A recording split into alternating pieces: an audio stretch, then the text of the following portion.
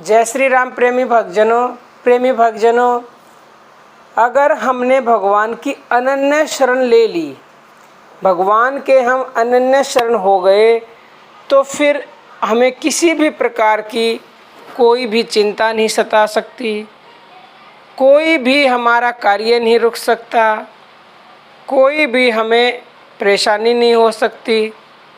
हम ये जानते तो हैं कि अनन्य शरण अगर हम हो गए तो फिर सभी समस्याएं ख़त्म हैं। लेकिन प्रेमी भक्तजनों, क्या सिर्फ जुबान से कहने मात्र से कि हे भगवान मैं आपकी अनन्य शरण में हूँ, मैं आपकी शरण में हूँ, कह देने मात्र से ही हम भगवान की शरण में चले जाते हैं? अगर कह देने मात्र से ही शरण में चले जाते तो फिर तो सभी दुनिया के लोग चले ही जाएंगे, क्योंकि जुबान से तो सभी कह देते हैं। प्रेमी भक्तों, सबसे पहले तो आप ये समझ लो कि अनन्य शरण का मतलब क्या होता है। अनन्य का मतलब ये होता है उस एक से अलग और किसी की नहीं, उसको बोलते हैं अनन्य। यानी सिर्फ और सिर्फ एक उस परमपिता परमेश्वर और शरण, उसकी शरण, अनन्य शरण मतलब उस भगवान के सिवा और किसी की शरण नहीं लेनी, सिर्फ, ठीक है, इसका मतलब होता है अनन्य शरण। जैसे अनन्य भाव होता है ना, ऐसे ही सिर्फ अनन्य चिंतन, उसका सिर्फ उसका ही चिंतन, अनन्य प्रेम सिर्फ एक उसका ही प्रेम, अनन्य शरण सिर्फ और सिर्फ एक उसकी ही शरण, अन्य और किसी की शरण नहीं। इसको बोलते हैं अनन्य शरण। अब आप अनन्य शरण का मतलब तो समझ गए। अब मैंने कहा कि खाली बोल देने मात्र से अनन्य शरण नहीं हो जाते, तो फिर किस प्रकार शरण होंगे?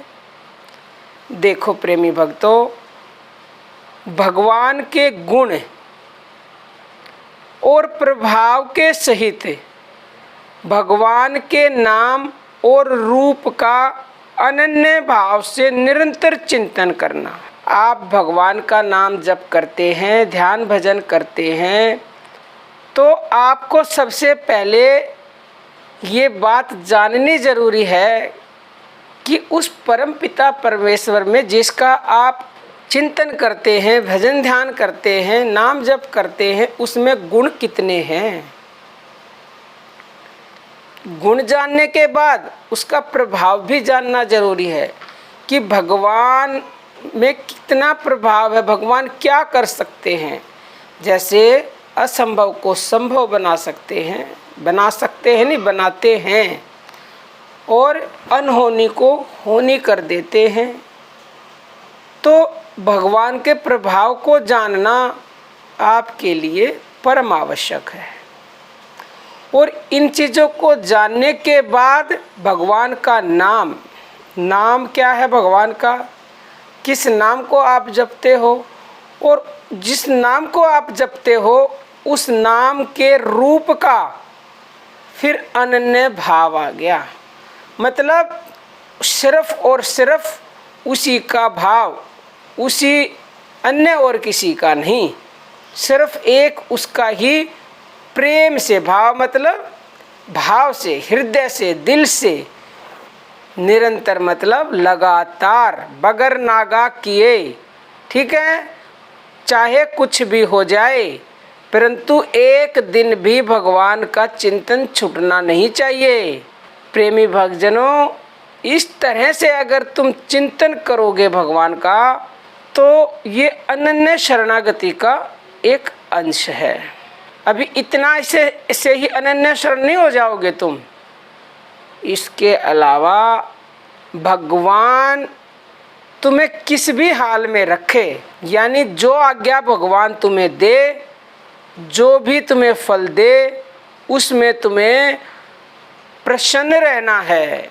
अब ये बहुत बड़ी बात है लोगों के लिए, क्योंकि लोग क्या करते हैं, दुख आया तो बस अब चिंतन नहीं करना, भगवान तो दुख ही देते हैं हमें, भगवान पे सारा दोष लगा देते हैं।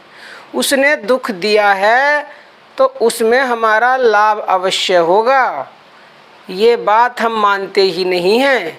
और ये मानते नहीं हैं तो फिर हम उसकी अनन्य शरण नहीं हैं। दुख में भी दुखी ना होना, सुख में भी खुश ना होना, उसके हर विधान में खुश रहना, प्रसन्न रहना, जैसे वो चलाए उसी की आज्ञा अनुसार चलना, ये होती है असल मायनों में अनन्य शरण। और अगर कोई भी भक्त जन ऐसा कर ले तो निसंदेह परमात्मा कहते हैं कि पूर्ण विश्वास के साथ जो मेरी अनन्य शरण हो गया, उसको फिर किसी भी प्रकार की कोई भी चिंता करने की आवश्यकता है ही नहीं, क्योंकि वो मेरी शरण है। मदद तो वो एक बार कहने मात्र से भी करते हैं। अगर किसी ने जुबान से भी कह दिया ना तो भी वो हमारी मदद करते हैं। लेकिन अगर उसकी हमें पूर्ण मदद चाहिए तो हमें शरणागति भी पूर्ण ही करनी होगी, अनन्य शरण होना पड़ेगा।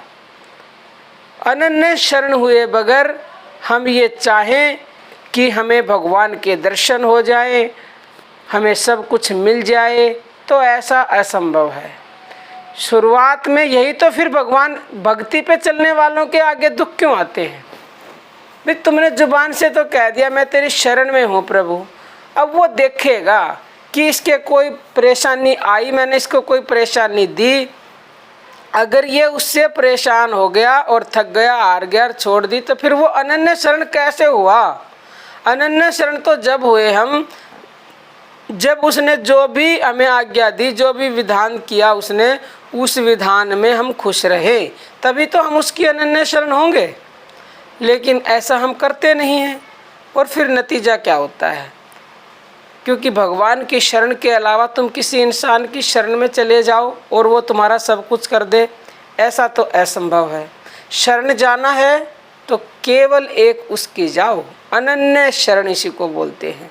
कुछ लोगों को कुछ प्रॉब्लम हुई, कुछ तकलीफ़ हुई, फलानी जगह चले गए, ढंग जगह चले गए, वहाँ चले गए, कहीं मत घूमो, बस एक की शरण हो जाओ। अनन्य शरण जिस दिन हो जाओगे उस दिन तुम्हें कहीं घूमने की ज़रूरत नहीं है, तुम्हें परेशानियों से चिंता करने की ज़रूरत नहीं है, दुखों से घबराने की ज़रूरत नहीं है, सब वो अपने आप करेगा। अब माँ के अधीन हो, माँ बाप के, तो माँ बाप तुम्हारा बुरा कैसे करेंगे? अगर कभी तुम किसी गलत रास्ते पर पड़ गए तो वो तुम्हारा बुरा करेंगे, इसलिए कि तुम्हें आगे लाभ हो, तुम बुरी संगत में ना पड़ो। कई बार थप्पड़ डंडा चट्टू कमरे में बंद कर देते हैं और उससे बड़ी बड़ी भी पनिशमेंट दे देते हैं, तो क्या वो हमारा बुरा चाहते हैं? उस वक्त हमें बहुत बुरा लगेगा कि कैसे जल्लाद माँ बाप हैं, लेकिन ये नहीं देखते कि ये कर किस लिए रहे। ऐसे ही भगवान जब हमें दुख देते हैं ना, तो वो भगवान इसलिए देते हैं कि हमें आगे आके जाके लाभ हो। लेकिन हम अपनी मूर्खतावश, अज्ञानतावश, लोभ मोहवश समझ नहीं पाते प्रेमी भक्तजनों। तो प्रेमी भक्तजनों, इसी का नाम अनन्य शरणागति है। प्रभु की अनन्य शरण हो जाओ, फिर तुम्हारी सब चिंताओं से मुक्ति मिल जाएगी। तो प्रेमी भक्तजनों, आज के लिए इतना ही। जय श्री राम।